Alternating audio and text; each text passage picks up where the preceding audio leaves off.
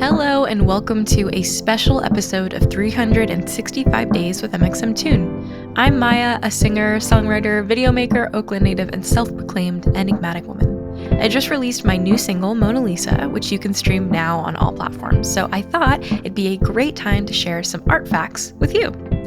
I am a huge fan of history, as we know. I love untold stories, gross facts, hidden secrets, and anything weird, dark, and funky from the past. Today, I'm going to share one of my favorite deep cuts with you. Let's get started. It's 365 with mxmtoon. New facts every day, so don't leave too soon. I'm gonna teach you stuff, no it won't be tough. Gonna go a year till you've had enough. It's 365 mxmtoon. There are a lot of famous paintings out there. You've got your Picassos, your Vincent van Goghs, what have you. But the best known painting in the world? That's Italian Renaissance genius Leonardo da Vinci's Mona Lisa. You've seen her, a brunette woman with her hands folded and a half smile on her face. Painted sometime in the early 16th century, this little lady hangs in the Louvre in Paris and nets more than 6 million visitors annually. She's pretty much universally ranked as the most famous painting in history, beating out contenders like Vincent van Gogh's Starry Night, Edvard Munch's The Scream, and The Last Supper, another Da Vinci joint. It's hard to pinpoint exactly why the Mona Lisa is the art world's biggest celebrity. Her stature has grown exponentially since her installation at the Louvre in the 19th century, and she's inspired countless copycats, think pieces, and even one very famous mystery book. More on that later. The thing about the Mona Lisa, though, is that we don't really know that much about her. The identity of the portrait sitter was unknown for centuries, and though today's historians think they know who she is, it's still not 100% confirmed. That, and Mona Lisa's quirky little half smile, is why she's often called the enigmatic woman.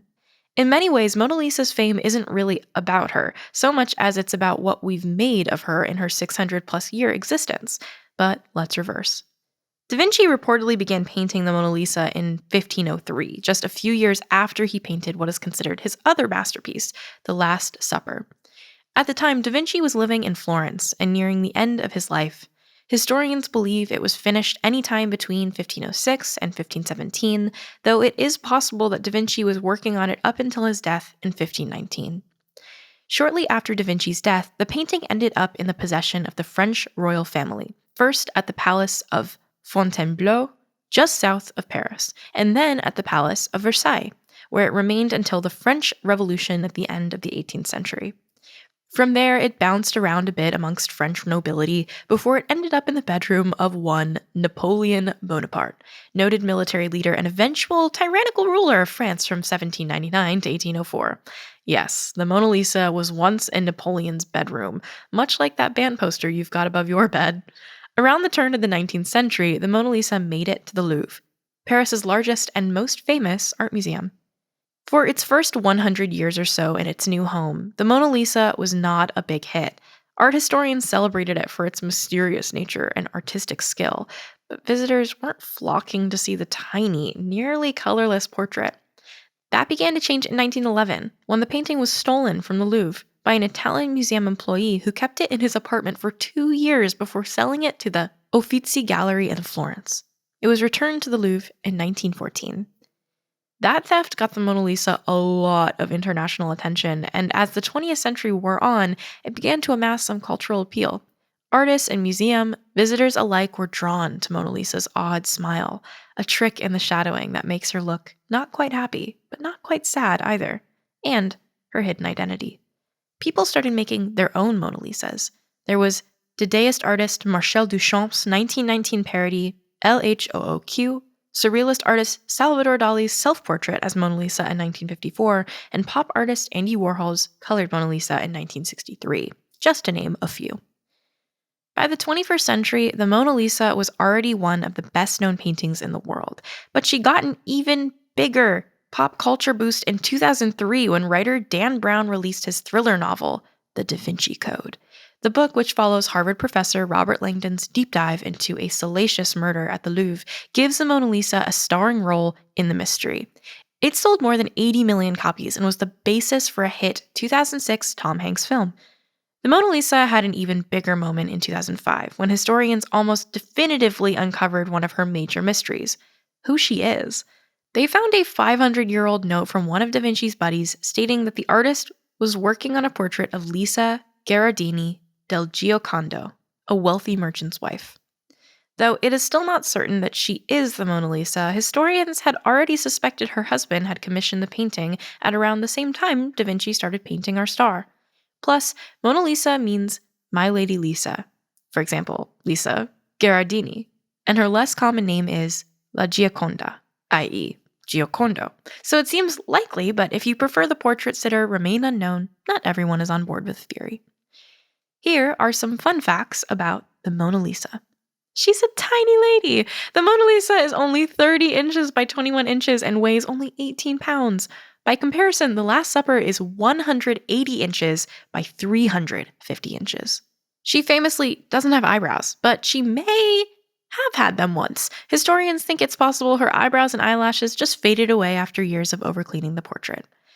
Though she is just a painting, men used to fall in love with her. When she was first installed at the Louvre, she used to get flowers, love letters, and other gifts from suitors who visited the museum. She still receives fan mail and has her own mailbox. She's been attacked several times and is now housed in her own room at the Louvre, behind bulletproof glass. After she went missing in 1911, France went into a serious period of mourning. The New York Times later likened to the death of Princess Diana in 1997. When she returned to the Louvre in 1914, women celebrated by dressing like her and using yellow face makeup to mimic her look. She paid the United States a short visit in 1963 at the request of then First Lady Jackie Kennedy. She was on display for about 3 weeks at the National Gallery of Art in Washington, D.C., and then she spent some time at the Metropolitan Museum of Art in New York. Some historians think she's actually Da Vinci's self-portrait. And that's it for the Mona Lisa. Now, let's talk about another Mona Lisa.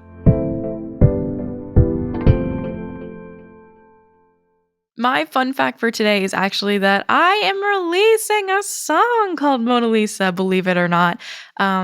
Yes, Mona Lisa is one of the most parodied and famous paintings in the world, and I am continuing the trend of referencing her in my song, Mona Lisa.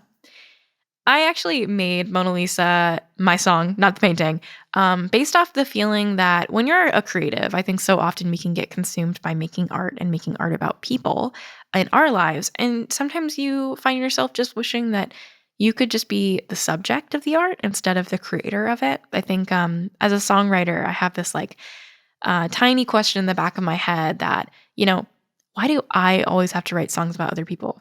Can somebody else write a song about me? And my song, Mona Lisa, was solely born out of that idea of just really wishing you could be, your name in a fan fiction or something. You know what I mean?